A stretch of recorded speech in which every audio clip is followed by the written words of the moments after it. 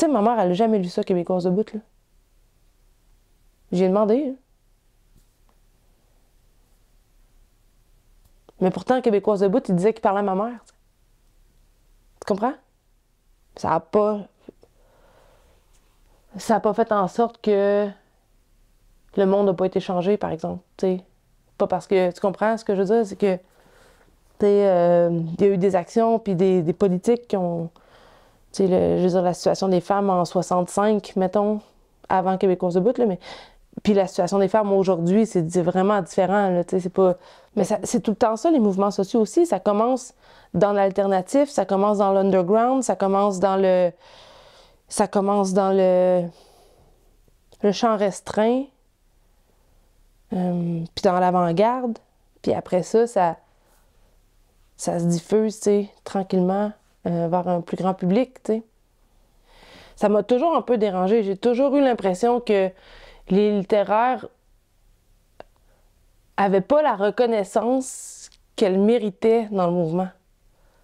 Puis ça fait longtemps qu'on en parle ensemble, là. Ça fait vraiment longtemps que ça m'anime. Parce que le travail sur la langue, le travail sur la représentation, c'est essentiel, tu sais, pour changer les mentalités.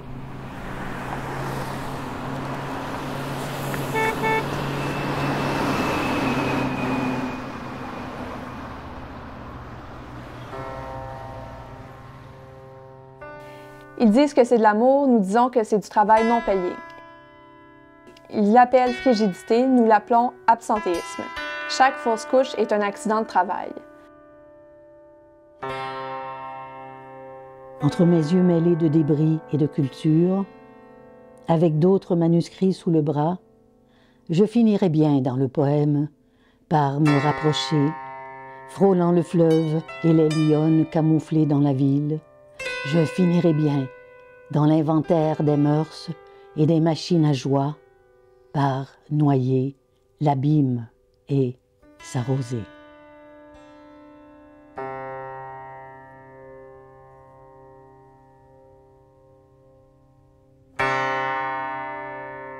C'est étonnant qu'on ne naisse pas féministe, mais je dirais que je suis devenue féministe par la rencontre de lecture, de la maternité et d'un amour lesbien. Et on dit toujours que ce qui passe par le corps reste avec nous, se prolonge en nous très longuement. Bien sûr, les lectures étaient affectives et intellectuelles, et dans le cas de l'amour lesbien, je me réinsérais dans une marginalité accueillante aussi pour la création, non seulement accueillante, mais pouvant renouveler la création, la stimuler, etc. Je pense que j'ai toujours été féministe, c'est-à-dire que j'ai toujours eu un sens de l'injustice comme vraiment, vraiment, vraiment fort. Comme il y a toujours une lorgnette dans mes yeux qui faisait que je décelais les situations d'injustice puis que ça nourrissait ma colère, en quelque sorte. Par contre, l'étiquette féministe, le mot féministe, ça a pris quand même un moment à me l'approprier. Je pense que c'est venu au cégep, quand j'ai commencé à lire des textes plus frontalement féministes. Puis c'est vraiment quelque chose qui est venu de manière naturelle. J'ai pas eu d'épiphanie. Mais mon féminisme est alimenté par des personnes que j'ai rencontrées, par les luttes que j'ai pu observer quand j'avais 14 ans. Tu vois des choses. Je me souviens, c'est fugace, j'ai su après coup que c'était féministe. Mais une fois, j'accompagne ma mère et des amis au Théâtre expérimental des femmes pour voir un show qui s'appelait 7+10, le numéro magique. Je me souviens même plus, tu vois. C'est vraiment vague. Puis je sais même pas que c'est féministe. Je sais même pas que c'est expérimental. Je suis juste là. Fait que je suis en contact avec cette culture-là qui m'a sûrement préparée à accepter d'autres choses après.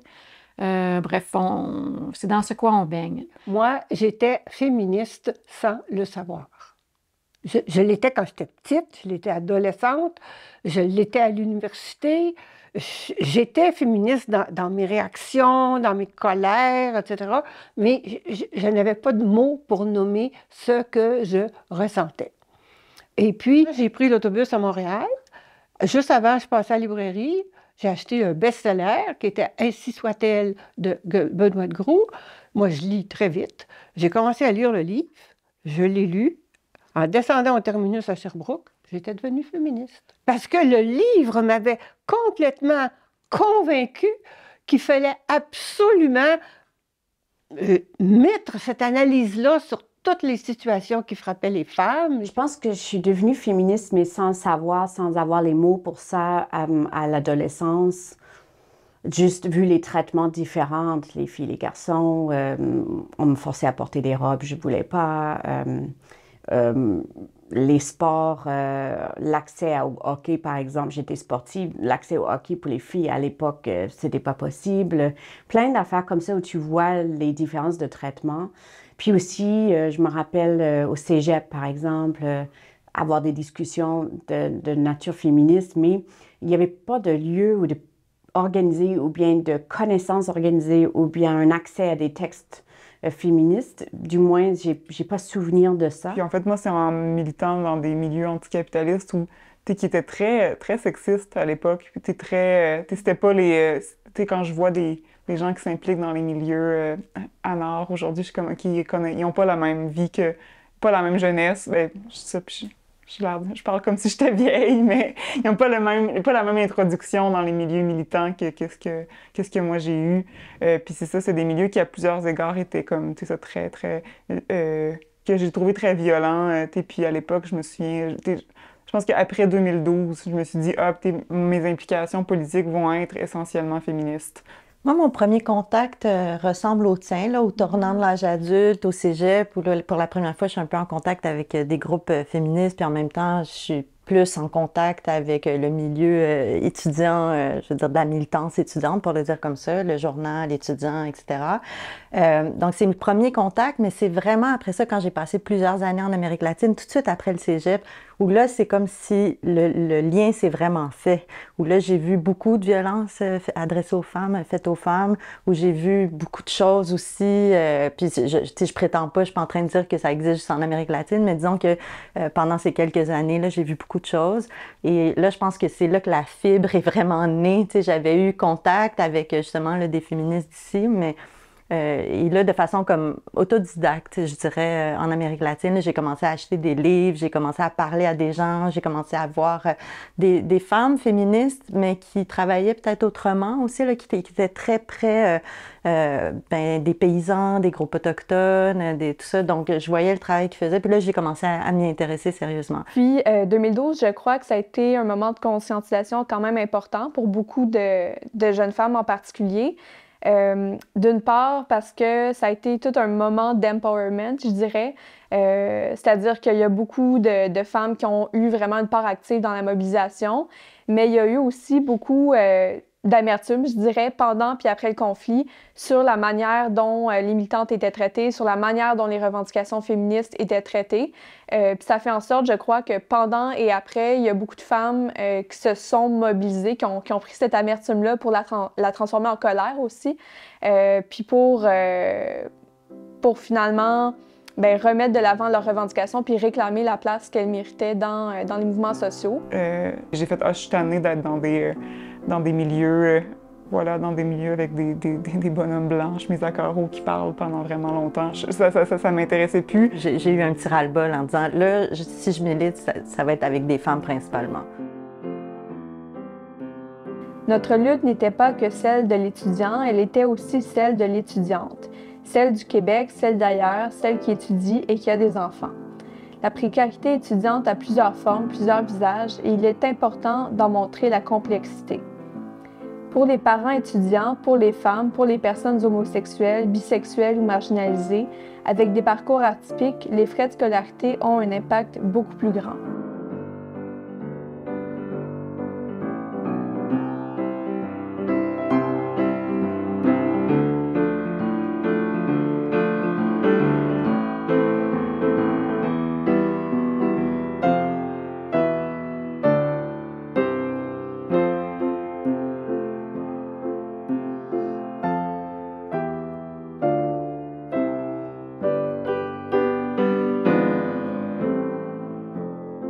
Mais d'abord, le premier travail, c'était d'essayer de comprendre qu'est-ce qui se passe dans ce système patriarcal.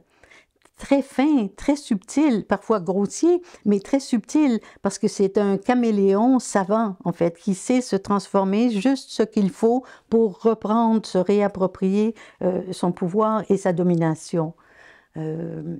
Donc, il y a eu, bien sûr, le témoignage, premièrement, qui est une clé vitale, le témoignage, l'analyse critique, et la poésie, qui sont des mots-clés si on parle de la langue, des femmes et de la langue, oui. Parce que la poésie, elle apporte pas nécessairement des explications, mais elle apporte un bien-être existentiel qui fait qu'à partir de là, d'autres éléments de lutte ou de création pourront surgir, oui. Ça permet aussi, la littérature, de donner des outils. C'est vraiment un espace de réflexion. Puis c'est spécifiquement le féminisme tel qu'il s'est vécu dans la littérature dans les années 70-80, c'est un espace d'exploration. Fait que tout ailleurs, il y avait quelque chose de très assis, de très cadré, de très... tu sais, dans le militantisme, on joue avec des concepts, c'est vraiment... c'est souvent rigide. Tandis que l'espace de la littérature est complètement ouvert puis permet d'aller dans des espaces parce qu'on va nulle part ailleurs. Ça a beaucoup de poids, le récit qu'on fait des événements, la façon dont on parle des gens, la façon dont on parle du monde. Moi, j'aime beaucoup cette idée que, que la parole a un pouvoir, que la parole, c'est une action. Mais quand on écrit quelque chose, quand on fait le geste de publier quelque chose, d'adresser quelque chose à quelqu'un, puis qu'on le fait de façon soignée, ouais, je pense que le monde est plus pareil après. Mes sœurs sont des perles irrégulières dont je ne termine jamais de dessiner les contours. Le fusain n'arrive pas à suivre les aspérités de leurs silhouettes qui se défilent sur le pavé. Quitte à y laisser nos cœurs, nos tripes, nos pores, game pas game, j'y vais. Sous ma langue, je ressuscite la saveur du succès d'année de sucre de ces sirops écœurants. Je me souviens de Muriel, de ta démarche fragile que je cherchais à calquer derrière toi. Je m'enfergeais dans mes pieds, mais restais debout. Je me souviens des longues promenades avec Virginia. Des biscuits que j'ai appris à cuisiner avec Sylvia, 1 cup of oatmeal, a lot of butter and a lack of hope in everything I do. Elle riait, nous les regardions gonfler dans le four. Plus tard, nous irions chercher le lait. Nelly et moi faisions la paire insécable au parc là, sur la terrasse du Billy Coon, au gym, nos cuisses pareillement musclées, nos mouvements se décalquaient. Biceps, quadriceps, 1, 2, 3, lever des poids aussi lourds que nous. Nous nous portions à bout de bras, voilà, quittant nos muscles, mais ne les déchire pas. Dans les années 70, avec la théorie du langage, nous avions cette idée suivante, à savoir qu'un langage neuf pouvait changer le monde. En fait, la littérature en regard du féminisme, je pense que c'est énorme. J'ai vu immédiatement qu'il aurait des résonances en littérature. Parce que il était question du corps, et cette fameuse phrase qui pour moi est toujours la plus importante, c'est « notre corps nous appartient ». Je sais que pour d'autres, ça peut être la vie privée et politique, mais pour moi, c'est « notre corps nous appartient » et c'est à partir de là que j'ai voulu récupérer ce que je pensais, ce que je vivais. J'ai l'impression que certains problèmes qui sont réfléchis aujourd'hui, plusieurs médias, plusieurs intervenants, intervenantes font comme si ça sortait un peu de nulle part, là, comme par exemple la question de la charge mentale, alors que c'est un terme qui remonte aux années 80. Là, on fait comme si ça venait d'apparaître comme préoccupation, mais ça remonte à loin, aux années 80, puis même aux années 70, si on pense au travail ménager, qui inclut implicitement la charge mentale, même si c'était pas pensé comme tel. Puis, même chose pour les agressions sexuelles. On a l'impression que ça vient d'apparaître avec MeToo, alors que dès les années 70-80, dans les journaux féministes, on voyait qu'il y avait un discours qui dénonçait le viol, comme on l'appelait à l'époque. On parlait pas encore d'agression sexuelle, mais il y avait vraiment ces préoccupations-là qui étaient présentes. Puis, je crois que c'est important de toujours les remettre dans leur perspective historique pour voir les continuités, mais voir aussi comment, aujourd'hui, comment ça doit être repris comme revendication. Ces reprises-là, comment tu penses que... parce que tu viens de dire le viol, comme on l'appelait à l'époque, tu sais, puis... Fait que les mots changent. Oui. La grammaire change. Oui. La langue change en fonction des contextes. Ça apparaît dans les livres. Il y a certains mots qui changent, il y a certains autres mots qui ne changent pas. J'ai souvent dit, Il faut que des livres soient écrits parce qu'on ne peut pas demander à chaque femme, à chaque petite fille, à chaque jeune femme et à chaque femme de refaire le monde.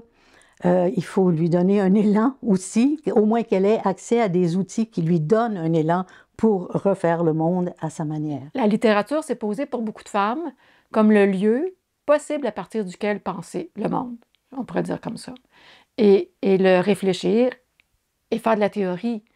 Et comme on le fait en philo ou en histoire ou ailleurs, il faut le dire aussi que les littéraires féministes décloisonnent en titi cette affaire-là.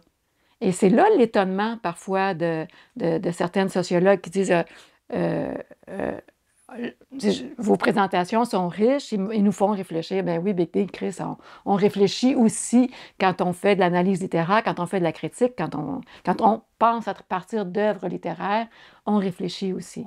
Je pense aussi que les représentations sont importantes, que c'est pas pour rien que c'est des littéraires aussi féministes souvent qui ont pensé aux représentations. C'est sûr que moi, je vais penser aux représentations des femmes racisées en littérature québécoise, tout ça. Je veux dire, je pense vraiment que ça a une réelle incidence sur le réel.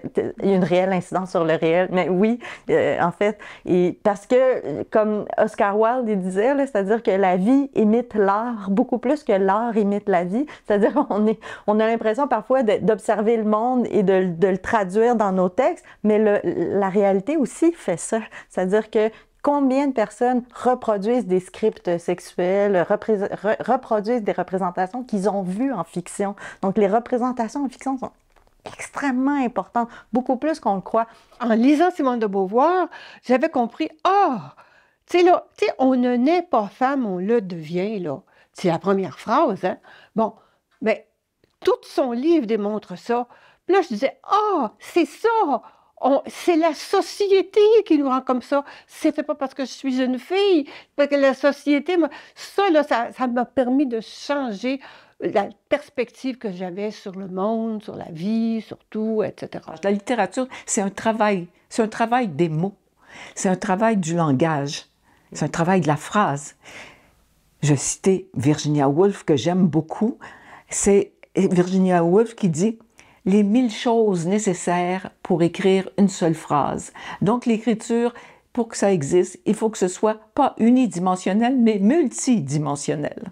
Puis je vois des fois quand les gens offrent des livres à leur mère, justement, ou à leur sœur, en disant « je voudrais lui parler de ça, mais je sais pas, souvent ça va être ça le sous-texte, je voudrais lui parler de ça, mais c'est trop difficile, fait que je vais lui acheter un livre qui va lui parler de ça à ma place, puis on va pouvoir parler du livre après. » Fait que ça, je pense qu'il y a quelque chose là qui aide à se parler comme entre féministes, puis à des personnes qui sont pas nécessairement féministes.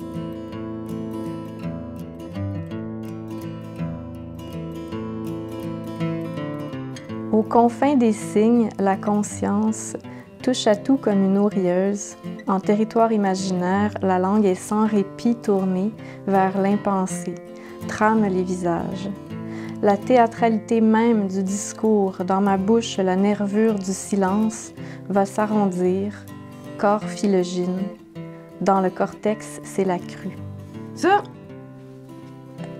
tu lis ça, tu tombes à terre. Tu tombes à terre. Moi, je l'enseigne. Oui. En tout cas, c'était au moment où je discutais avec Louise Toupin, puis on préparait l'anthologie de la pensée féministe au Québec.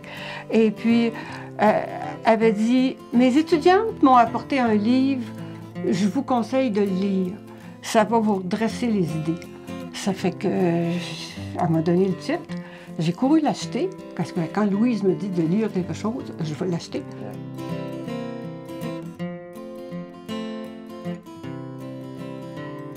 Je ne l'ai pas lu encore, c'est bon. C'est bon. C'est bon. Là, t'as juste à lire le premier texte.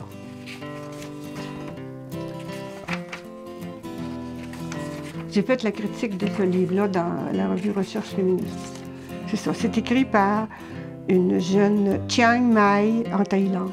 C'est des travailleuses du sexe qui parlent? Oui. Ou des femmes qui l'ont été. Et donc, sont devenues docteurs en criminologie. Mais il y a beaucoup de femmes qui disent « j'ai fait mes études en dansant ».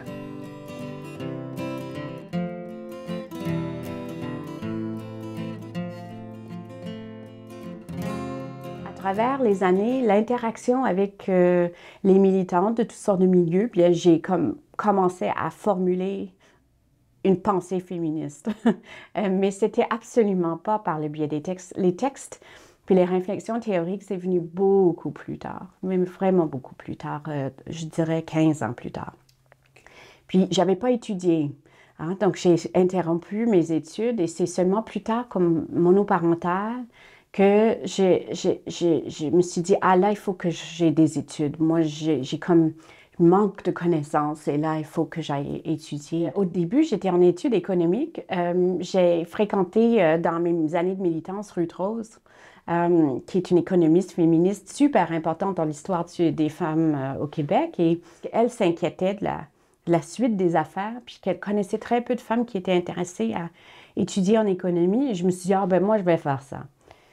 Et je me suis rendu compte, en fait, que dans mon programme, on enseignait une sorte de seule orthodoxie capitaliste et je n'étais pas capable de rester dans ce genre de programme-là. Chacune a ses niveaux de tolérance et tout dépend de l'usage qu'elle en fait, si elle le fait à titre individuel comme auteur ou si elle le fait, si immédiatement sa colère est plongée dans un collectif et transmise à travers un collectif.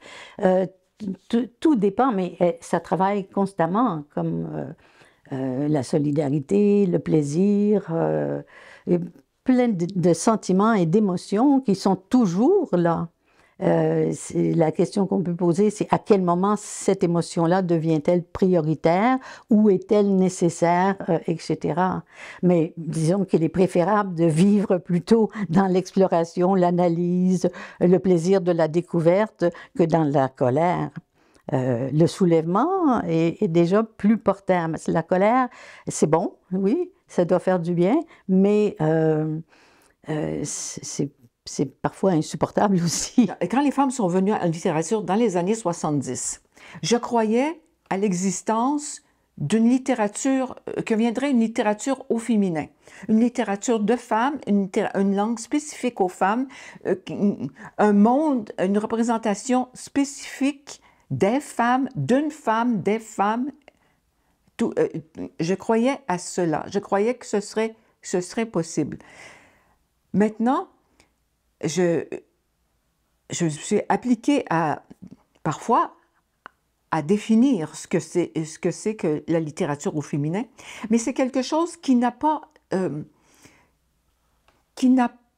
reçu d'accueil comme tel. J'ai l'impression que ça change, en fait, mais peut-être que toi, tu peux le savoir mieux que moi parce que tu enseignes. Quand j'étais au bac, il y avait vraiment régulièrement une femme par siècle, une femme par courant. Puis les profs nous disaient, quand on posait des questions, qu'ils avaient des œuvres mineures ou qu'ils n'en avaient pas trouvé, qu'ils n'en connaissaient pas. Il y avait une certaine désinvolture et beaucoup d'ignorance, mais il y avait aussi un vrai refus. Moi, j'ai étudié à l'UQAM en littérature, puis de plus en plus, je me souviens les premiers cours, littérature et féminisme, ou les cours sur les questions de genre qui c'était pas encore plein. Quelques années après, les amphithéâtres étaient comme pleins à craquer, il fallait s'inscrire la première journée, puis il fallait pas que tu t'inscrives en retard si tu voulais avoir une place dans ces cours-là, mais c'était pas encore le cas.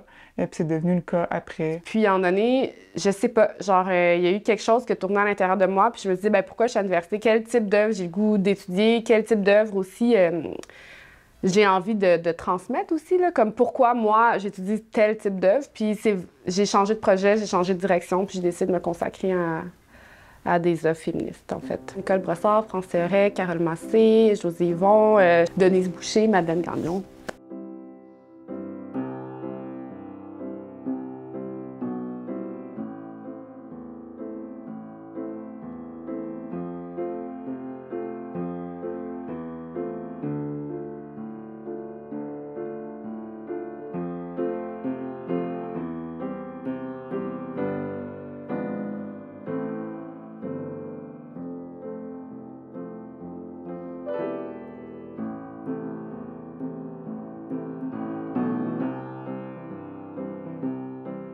Dans les années 70, les femmes écrivent pour que la littérature féministe existe.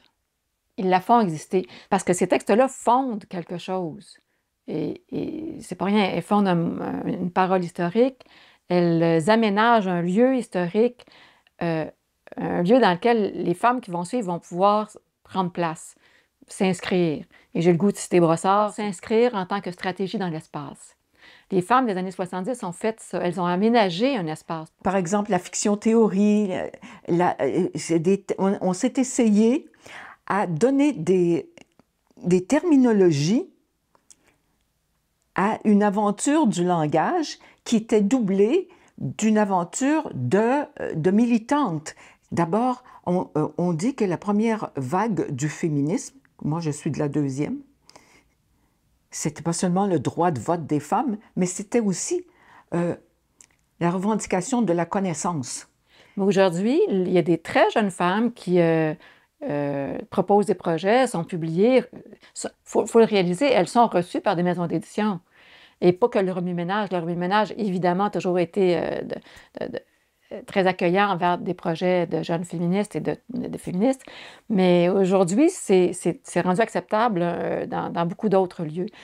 Il faut mesurer les gains qui ont été faits entre ça et ça. On a dû faire un travail de base, un travail de fond, d'essayer de comprendre minimalement, et un peu plus même, le patriarcat, comment il fonctionne.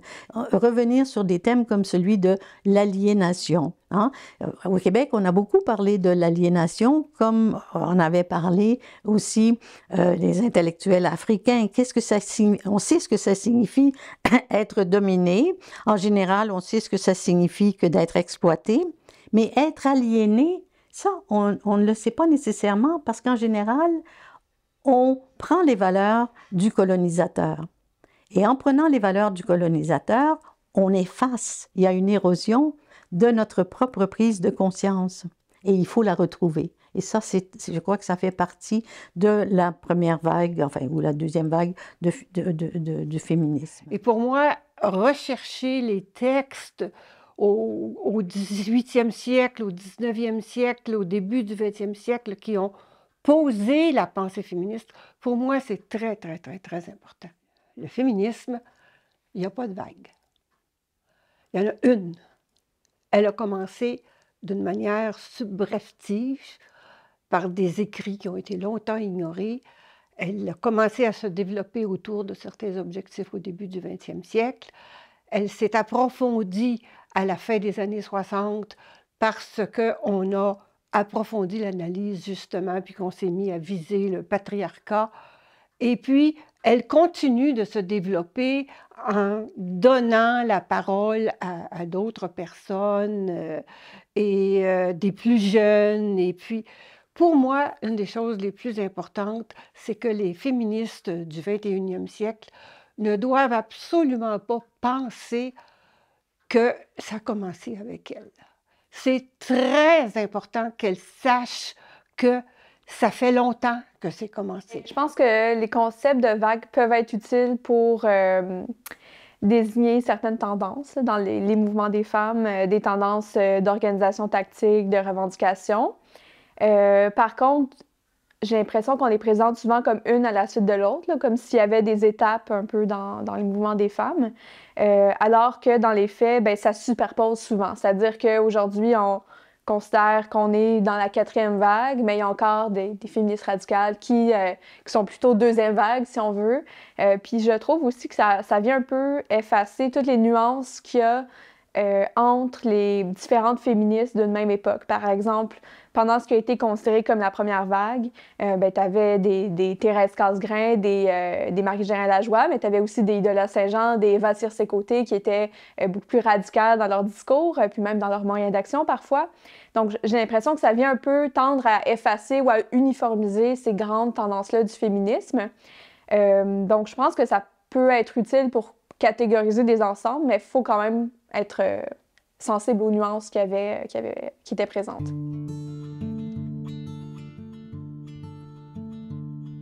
Comment faire pour prendre part au débat public sans s'user? Voilà la question qui me préoccupe. C'est alors que je me tourne vers des échanges que j'ai eus avec des femmes noires, des femmes autochtones, sur ce qu'elles font pour persister malgré une très longue histoire d'exploitation. Toutes ont des pratiques spirituelles. Elles intègrent dans leur vie la reconnaissance des luttes et des sacrifices de leurs ancêtres, des mères, des tantes, des grands-mères. Elles les gardent vivantes pour s'en inspirer. Elles les honorent. Elles se rapportent à elles dans leurs discours. Elles les nomment dans les prières. Elles réaffirment leur amour pour les leurs. Elles évoquent leur courage, leur intelligence, leur beauté. Ce sont des façons de contrer l'intériorisation de la haine. Je me rappelle, j'étais pas encore finie, ma présidence n'était pas encore finie à la FFQ et j'ai vu des filles de remue-ménage, puis j'ai dit, comment ça fonctionne des livres chez vous? Est-ce que vous prenez des propositions ou bien c'est seulement quand vous sollicitez quelque chose? Puis sur le champ, je pense que c'était Valérie, elle me dit, si tu écris un livre, on le prend. Et moi, je n'étais pas encore rendue là. Je sentais juste, OK, je pense que j'ai de la matière qui a besoin d'être donnée, redonnée aux gens que j'ai aimés. Donc, ça me touche, en fait. C'est comme un cadeau, un retour. Donc, j'avais eu cette idée-là, puis c'est resté comme ça, le temps que ça reste comme ça. Puis, éventuellement, j'ai fait, OK, là, je le fais, là. Puis là, je me suis dit, faut que je joue un rôle de passage de connaissances. Parce que j'avais l'impression d'avoir été dans des positions ultra privilégiées et très rares. Milieu anglo-franco, milieu activiste totalement enraciné dans l'action, mais aussi milieu intellectuel, rencontre avec des gens, un travail dans l'intimité quasiment avec des femmes autochtones, avec des femmes musulmanes. Moi, étant aussi dans les milieux queer, j'avais accès à des connaissances puis des histoires, des pratiques, des réalités qui n'étaient pas typiques du Québec, mais aussi parce que je voyageais tout le temps au Québec en lien avec des femmes partout. Puis avec la Marche mondiale des femmes, j'étais en lien à l'international. Donc, qui a ça dans la vie, tu sais? Qui a accès à quelque chose comme ça? Et je me suis sentie, en fait, le devoir de trouver une façon d'articuler ça dans un livre. Dans le champ des subjectivités, nos douleurs s'assemblent, artefacts, graphies, labyrinthes, lionnes, aux mots têtus. Je regarde nos douleurs inventées, flexibles et opulentes, nos yeux qui se protègent mal. Nos douleurs de grande drague au fond des livres. Je regarde nos douleurs respirer dans le temps, bruissantes, se préparer mutuellement, langue, coup d'éclat.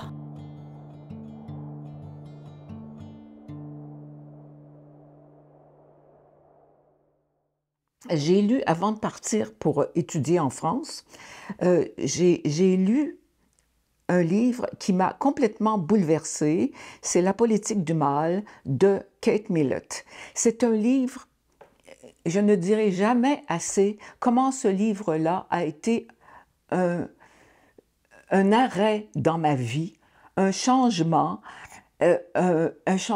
d'ailleurs très intérieur, parce que j'étais seule. Quand je l'ai lu, j'ai été atteinte profondément par ce livre qui déconstruisait l'œuvre de certains écrivains masculins. Vous m'en avez pas beaucoup parlé de Betty Friedan. Est-ce que vous avez... C'est quelque chose... Ah oui, c'est quelque chose qui m'a bouleversée. La femme ici? Oui, oui, oui. Ah, oui, oui. Qu'est-ce qui vous a bouleversé? Ben, c'est parce que c'était le monde dans lequel, quand je l'ai lu, là, c'était l'univers dans lequel je m'en allais. Je savais pas encore que je serais une femme au travail. Puis ce que j'espérais, c'est me marier puis devenir une femme de maison. Là, j'ai lu Betty Friedan, puis je dis jamais. Je veux pas être malheureuse. Oui, je vais me marier. Mais c'est parce que, tu sais, vous pouvez pas comprendre. Parce que c'était difficile d'avoir des rapports sexuels si t'étais pas marié. Il fallait être... J'étais pas si libérée que ça, tu sais. Ça m'a pris du temps. Ben du temps. Et moi, je dois dire que la perspective de l'égalité... c'est une perspective qui me dérange beaucoup. La parité, vous voulez dire? Non, l'égalité. Parce que, je reviens toujours, maintenant, là, c'est la phrase que je dis tout le temps, c'est la philosophe Françoise Colin, l'égalité n'est pas un principe de transformation sociale. C'est un principe d'assimilation. Les femmes font ce que les gars font. Tu sais, là, elle dit, je suis PDG d'une compagnie, là. Qu'est-ce que tu veux de mieux? Mais la manière qu'elle regarde l'univers n'est pas changée. Il faut que les femmes et les hommes changent leur manière de regarder l'univers. Comment il faudrait qu'on regarde ça, l'univers? Que les humains sont tous égaux, puis que les humains ont droit à tout, puis qu'il faut... Les gens qui ont des déficits, parce qu'il y en a qui en ont des déficits cognitifs, des déficits... Ils ont besoin de soins particuliers, puis... Et c'est tellement difficile. La littérature, est-ce que c'est toujours une actrice? C'est-à-dire que quand on pratique une littérature, on a une pratique littéraire qui se veut féministe. C'est justement dans l'idée de subvertir cette institution-là ou cette histoire littéraire sexiste, patriarcale-là. Est-ce que vous pensez pas que parfois ça marche? Qu'effectivement, parfois, les œuvres arrivent à contourner des critères de sélection institutionnelle qui et sont reconnus, disons, malgré tout. Oui. La littérature ne s'arrêtera pas, là. Enfin, je le souhaite. Il faut en imaginer la forme, il faut en imaginer le langage, mais c'est ça aussi, hein? La littérature, c'est l'imagination du langage. Il faut l'imaginer. Oui, je pense. Parce qu'en apportant un langage neuf, nous apportions une représentation nouvelle. Le travail des représentations travaille à notre insu. Et j'allais dire, c'est ça qui est fantastique, mais ça peut être terrible aussi. Ça dépend de ce qu'on représente. Ça va de soi. J'ai lu un livre de Marie-Ève Thuot, La trajectoire des confettis. Et j'ai beaucoup aimé. J'ai eu un fun fou parce que ce livre-là touche à la représentation des genres, mais explicitement. Là. C'est un roman là-dessus, bing. Et, mais ce qui est particulièrement intéressant, c'est qu'elle normalise dans la narration ce qu'on théorise depuis 15 ans, 15-20 ans, la fameuse construction des identités sexuelles et de genre. Et donc, les représentations peuvent un jour rendre étrange tel comportement ou normaliser ou shamer. Et dans les années 60 et 70, les écrivaines ont mis beaucoup en scène des personnages féminins qui se posaient des questions sur leurs conditions, donc qui étaient auparavant jugées naturelles et normales et non questionnables. Là, il y a des écrivaines qui la questionnent, qui instillent ce questionnement-là à leur personnage. La lectrice aussi, du coup, ce questionnement-là lui est partagé. Et elle va commencer à voir dans sa maison comment ça fonctionne, pourquoi elle partage des tâches, pourquoi c'est juste moi qui fais ci, qui fait ça, etc. Chaque femme ne devrait pas avoir non plus à réinventer l'outil. Elle peut inventer d'autres outils, mais elle n'a pas à réinventer l'outil qui fait d'elle une personne respectée et digne de prendre sa place dans la société. C'est ça. Donc, la littérature de fiction, l'imaginaire, le monde de l'imaginaire, qui travaille les représentations, qui travaille donc le texte, qui travaille sur la langue aussi, c'est un de ces outils-là dont vous vous êtes saisi. Oui, bien. Mais tout d'abord, la langue. Au commencement était le verbe, et la langue des religions monothéistes qui, au départ, venait de saper un potentiel de développement d'énergie chez les femmes. Ça, c'est quand on y pense, là, c'est assez horrible. La façon dont on juge les œuvres, ce sont les jugements qu'on porte sur les œuvres, ce sont des jugements qui sont issus d'une histoire dont on n'était pas partie prenante. Donc, finalement, on ne sait pas ce que c'est qu'un vrai critère, je ne dirais pas cette fois-ci de féminisme, mais un critère au féminin ou un critère femme. On ne sait pas ce que c'est que de juger une œuvre de femme avec un critère de femme. On juge à partir de l'histoire littéraire. Et cette histoire littéraire, nous sommes très, très marginalisés. La littérature a été importante dans ces années-là parce que même si c'était quand même à cercle très restreint, même les pièces de théâtre, du théâtre expérimental des femmes, c'était 40 personnes, c'était pas 200 personnes. Et s'il y a eu tant de monde au Filles ont soif, c'est parce que c'était le scandale qui avait amené le monde là, parce que bon. Mais ce qu'il faut comprendre, puis ça c'est pas seulement propre à la littérature féministe, c'est propre à la littérature. Un roman ou une œuvre, elle va avoir ses lecteurs, ses lectrices, mais ces lecteurs et lectrices vont contaminer du monde. Quand une œuvre est porteuse de quelque chose, on s'entend. Et c'est ça qui fait qu'un si petit mouvement, c'est là où je dois en venir, un si petit mouvement relativement petit, puis 5 ans, et pas tant de monde que ça, pas tant d'écrivaines que ça quand même, un petit bassin d'écrivaines, va avoir autant d'effets. Quand on est en littérature et qu'on étudie la littérature des femmes, on le sait tantôt, quand je parle du séisme en littérature, de 74 à 79, on le sait quand on étudie cette période-là, l'importance qu'elle a eue. Même si on peut, je pense, étudier en littérature et n'avoir aucune conscience de ça si on n'a pas d'enseignement féministe, il en demeure pas moins que c'est extrêmement important ce que ça a provoqué par la suite. Chacune prend des postures différentes. La nature est devenue aussi un thème très important parce que, par exemple, à mon époque, c'était la découverte de l'urbanité et l'urbaine radicale, etc. Donc, il y a des changements de cet ordre-là, mais ce que je vois, ce sont des femmes sujets qui n'ont pas peur d'aller au-delà. Que ce soit de dire, mais j'ai peut-être été un peu cruelle ici, mais je l'assume. Et ça fait partie de toute la palette de l'être humain.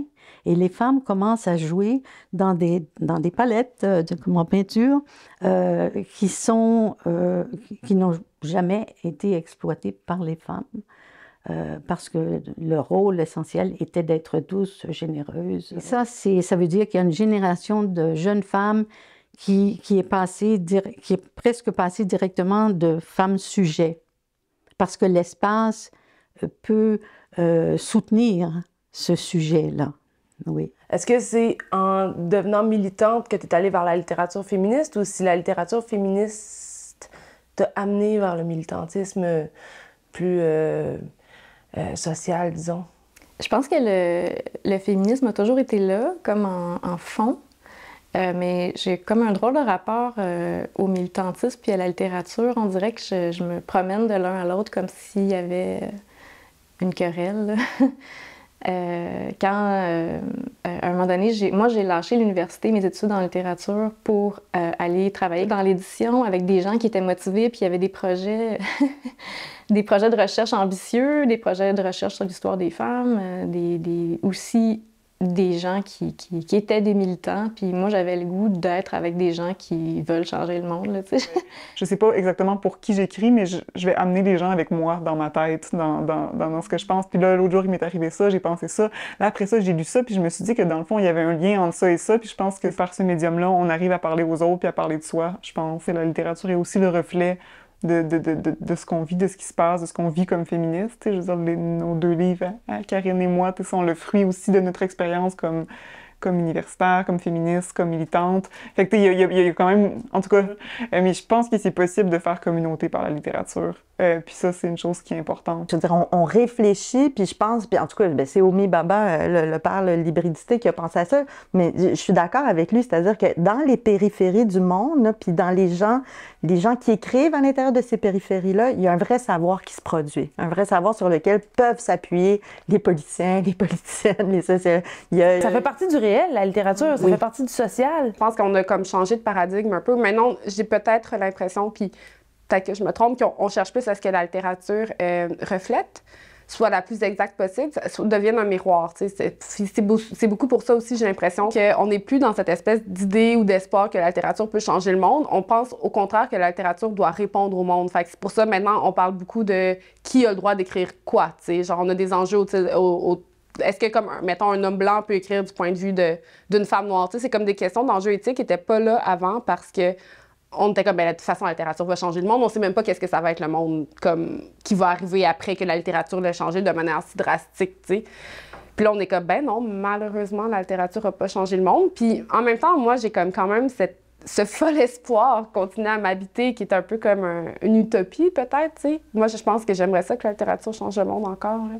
Dans ton discours, tu sais, il y a une forme de gestion des héritages aussi. Comment tu arrives à concilier tout ça, les luttes du présent avec ta manière de les penser, puis l'héritage que tu portes aussi de par tes lectures, de par les contacts que tu as eus avec des féministes qui ont fondé le Front de libération des femmes du Québec, comme Louise Toupin, par exemple. Comment tu arrives à réconcilier tout ça? Ça se fait tout seul? Est-ce que tu y penses? Est-ce que c'est juste naturel parce que tu intègres ces lectures-là, puis ça te nourrit? Tu sais, comment tu... Bien, c'est peut-être à partir de ma posture d'historienne, mettons, que je réfléchis peut-être plus à la continuité de ces idées-là, de ces courants-là de pensée, mais aussi des mobilisations qui ont eu lieu, qui n'ont pas fonctionné, comme celle de la reconnaissance du travail ménager, par exemple. Je pense qu'il y a façon, justement, de réactualiser ces courants de pensée-là dans le féminisme des années 70-80, de le réactualiser aujourd'hui à partir de préoccupations plus contemporaines. Puis pour moi, c'est important de faire ces ponts-là entre des militantes féministes, entre des courants de pensée féministes. J'ai l'impression que pour toi, l'amour, c'est... Enfin, dans ce livre-là, c'est la réponse au patriarcat capitaliste, de suprématie blanche, néocoloniale. Oui. Donc, c'est la solution, en guillemets. D'une certaine façon, oui. C'est-à-dire que je ne sais pas encore exactement comment l'articuler, puis je me rends compte qu'il y a des... Moi, j'ai moi-même certains angles morts, mais j'ai l'impression qu'on a besoin de quelque chose comme ça pour passer à travers les temps dans lesquels on vit, puis moi, j'ai traduit ça par l'amour. Bien, je pense que l'amour des femmes est au centre de toute ma vie, là, comme... cet amour qui est un amour amoureux, mais qui est aussi un amour d'amitié, qui est un amour qui se transmet dans les œuvres que je... Tu sais, toutes mes écrivaines préférées sont des femmes, là, fait que c'est le nœud, là, c'est le cœur. Puis, fait que ouais, je pense que l'amour, ouais, c'est incontournable. Comme promeneuse, j'ai accès à des trésors. Je suis toujours étonnée de croiser ceux qui ne marchent que sur les grands boulevards, qui ne lisent que les majuscules prétentieuses de l'histoire. Tout le monde sait pourtant que pour connaître une ville, il faut en arpenter les ruelles. Dans cette promenade, je ne suis pas seule. L'air est doux, le soir chante et la colline en beau. Il monte de partout des odeurs de printemps. Dans les jardins, la verte épaisseur forme un dôme où la lune a jeté ses dessins miroitants.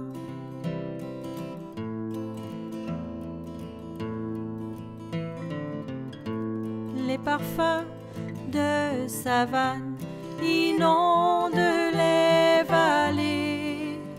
Sous le poids des bourgeons, les arbres sont plus lourds. Le soleil meurt au flanc des côtes ondulées. L'herbe lisse est semblable à quelque ancien velours. Et les chuchotements, les rires, les tendresses flottent dans l'air, le soir est imprégné d'amour. Les esprits vont semant en secret les ivresses, et des serments la nuit préparent leur retour. C'est une drôle de bête, une écrivaine féministe. Les couples deux à deux s'en vont